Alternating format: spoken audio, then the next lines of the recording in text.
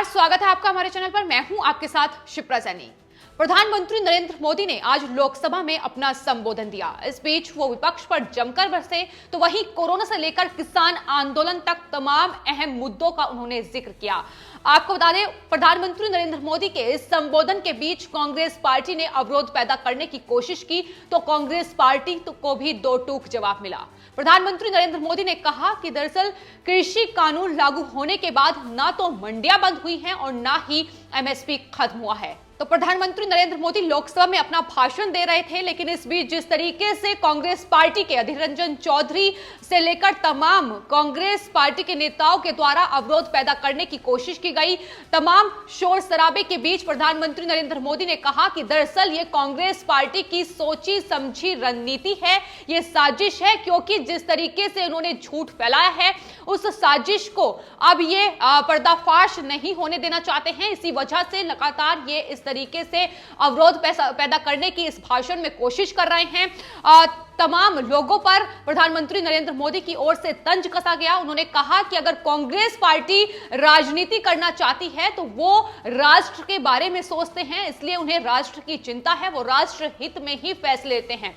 कृषि कानून पर जिस तरीके से हंगामा बरपा हुआ है, उन्होंने उसको लेकर कहा कि एमएसपी और मंडियां चालू है, भले ही कृषि कानून लागू हो गया हो, लेकिन तमाम जो आंदोलनकारी हैं और आंदोलनजीवी हैं उनके बीच में फर्क देखने की बेहद जरूरत है। प्रधानमंत्री नरेंद्र मोदी ने लोकसभा में कहा कि किसान आंदोलन को मैं पवित्र मानता हूं, भारत के लोकतंत्र में आंदोलन का महत्व है, लेकिन जब ये आंदोलनजीवी पवित्र आंदोलन को अपने हाथों में लेकर अपवित्र कर देते हैं तो उस पर अब सवाल उठ रहे हैं। यही वजह है कि एक बार फिर से प्रधानमंत्री नरेंद्र मोदी की ओर से आंदोलनजीवी शब्द को लेकर उल्लेख किया गया। उन्होंने कहा कि जिस तरीके से टोल प्लाजा से लेकर तोड़फोड़ की गई है, दरअसल वो आंदोलनकारी नहीं हो सकते हैं, वो आंदोलनजीवी हैं जो अपनी फायदे के लिए इस पूरे किसान आंदोलन से जुड़े हुए हैं। तो दो टूक कांग्रेस पार्टी से लेकर उन तमाम लोगों पर प्रधानमंत्री नरेंद्र मोदी ने निशाना साधा जो लगातार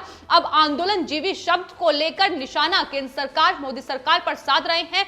अधीर रंजन चौधरी से लेकर कांग्रेस पार्टी के तमाम नेताओं को प्रधानमंत्री नरेंद्र मोदी का यह भाषण रास नहीं आया और यही वजह है कि वो सदन से वॉकआउट कर गए। लेकिन प्रधानमंत्री नरेंद्र मोदी की तरफ से जो उनका भाषण था वो पूरी तरीके से बताने के लिए काफी था कि किस तरीके से विपक्ष ने पूरी तरीके से किसानों को बरगलाने बहकाने की कोशिश की है और बहकावे में आकर जिस तरीके से किसान दिल्ली की सीमाओं पर डटे हुए हैं वो सही नहीं है।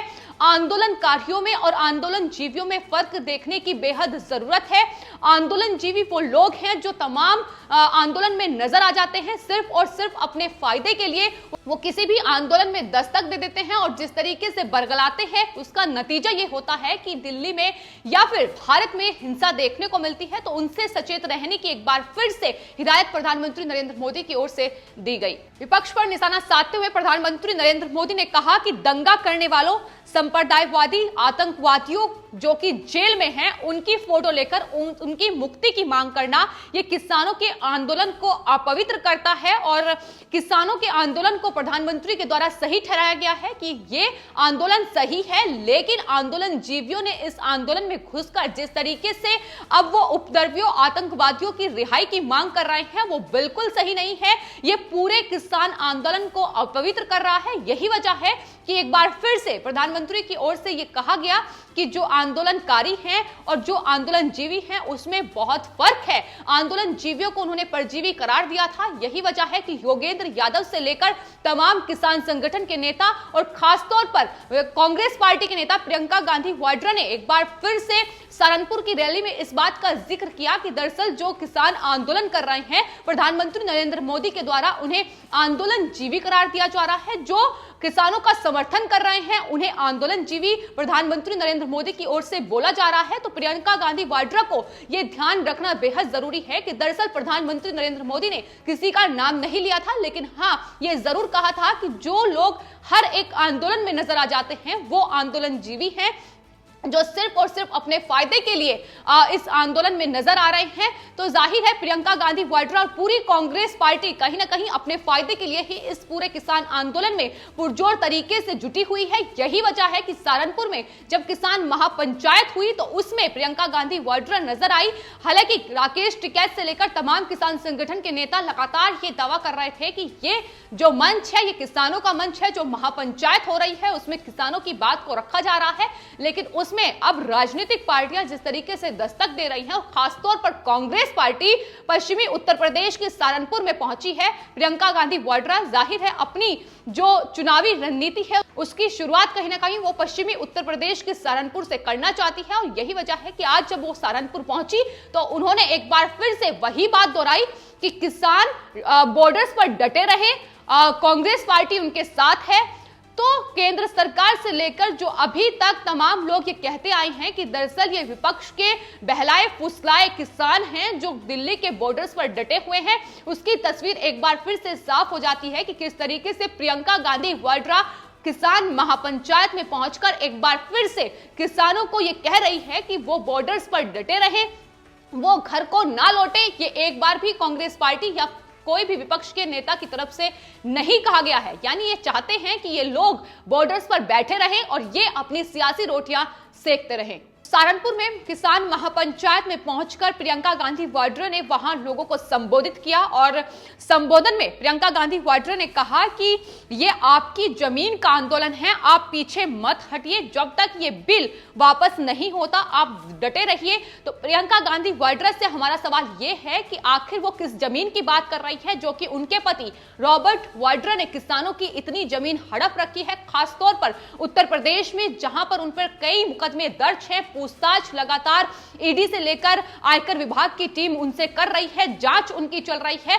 तो ये जो किसानों के बीच पहुंचकर खुद को किसान बोलती हैं और कहती हैं कि वो किसानों के साथ है, किस तरीके से कांग्रेस पार्टी का झूठ बेनकाब होता आया है ये तमाम मौकों पर देखा गया है। और एक बार फिर से कांग्रेस पार्टी की ओर से प्रियंका गांधी वाड्रा ने वहां किसानों को बरकरारने की पूरी कोशिश की अपने भाषण के द्वारा, लेकिन यह बात साफ है कि किस तरीके से अपने चुनावी मैनिफेस्टो में कांग्रेस पार्टी की ओर से यह बात रखी गई थी कि अगर वो सत्ता में आती है तो नए कृषि कानून में जो प्रावधान है वो उसे लागू करेंगी, उन्हें जो बिचौलिए हैं उन्हें खत्म किया जाएगा। ये वकालत कांग्रेस पार्टी भी पहले कर चुकी है, और अब चूंकि किसान बड़ी संख्या में इस कहीं ना कहीं इस कृषि कानून के विरोध में थे, तो ऐसे में उनका साथ पाने के लिए अब कांग्रेस पार्टी तमाम किसानों को बहकाकर फुसलाकर बरगलाकर लगातार इस कोशिश में जुटी हुई है कि केंद्र सरकार मोदी सरकार के खिलाफ इन्हें भड़काया जाए और अपना चुनावी स्टंट इन किसानों की आड़ में खेलने की कोशिश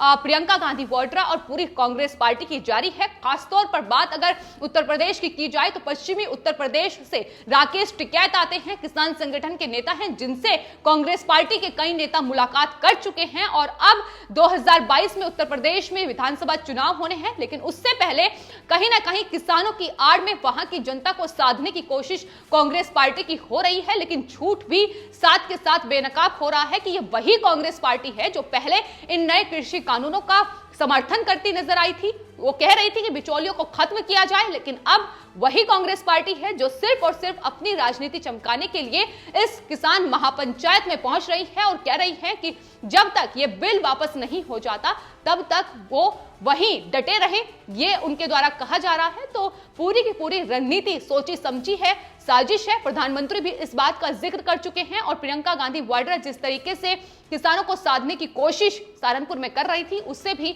ये साफ हो जाता है। अपनी राजनीति को चमकाने के लिए इस महापंचायत में प्रियंका गांधी वाड्रा की तरफ से यह भी कहा गया कि दरअसल प्रधानमंत्री ने संसद में किसानों का अपमान किया, उनको आंदोलन जीवी भी कहा।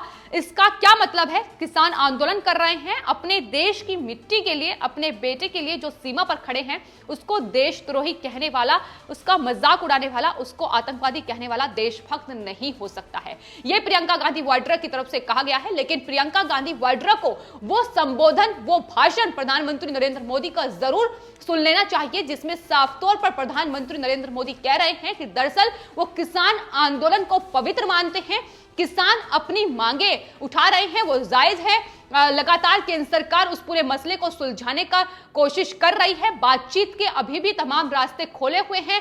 संशोधन अगर कुछ होने हैं उसके लिए भी केंद्र सरकार तैयार है। किसानों को अब तक कुछ भी ऐसा नहीं कहा गया है। आंदोलन जीवी जो प्रधानमंत्री नरेंद्र मोदी की तरफ से करार दिया गया था वो उन तमाम विपक्षी नेताओं के लिए था, उन तमाम लोगों के लिए था जो अपनी सियासी रोटियां सेकने इस किसान आंदोलन में पहुंच जाते हैं। तो जाहिर है प्रियंका गांधी वाड्रा के लिए भी प्रधानमंत्री की ओर से यह कहा गया था, तो उन्हें भी बौखलाहट उनकी भी देखने को मिली, जिसको लेकर वो कहीं ना कहीं केंद्र सरकार को घेरती नजर आई, प्रधानमंत्री नरेंद्र मोदी को घेरती नजर आई। लेकिन एक बार फिर से सदन में जिस तरीके से अपने भाषण में प्रधानमंत्री नरेंद्र मोदी ने दो टूक कहा है कि दरअसल जो काला सफेद रंग की बात चल रही है उसे छोड़कर तमाम जो पार्टियां इसका विरोध कर रही हैं वो ये बताएं कि आखिर इसमें काला क्या है, इसमें गलत क्या है, इसमें इस कानून में गलत क्या है। इस बात को लेकर लगातार कृषि मंत्री से लेकर प्रधानमंत्री नरेंद्र मोदी तक कहते आए हैं कि ये किसान संगठन के नेता बताएं और ये तमाम विपक्षी दल बताएं जो लगातार ये कह रहे हैं कि ये काला कानून है,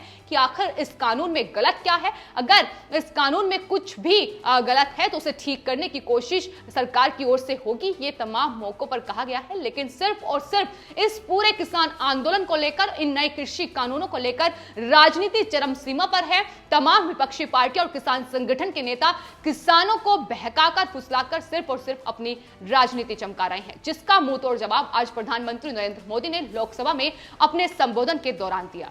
फिलहाल आपकी इस पूरे मामले पर क्या राय है, हमें कमेंट बॉक्स में जरूर लिखें और चैनल को सब्सक्राइब करें। धन्यवाद।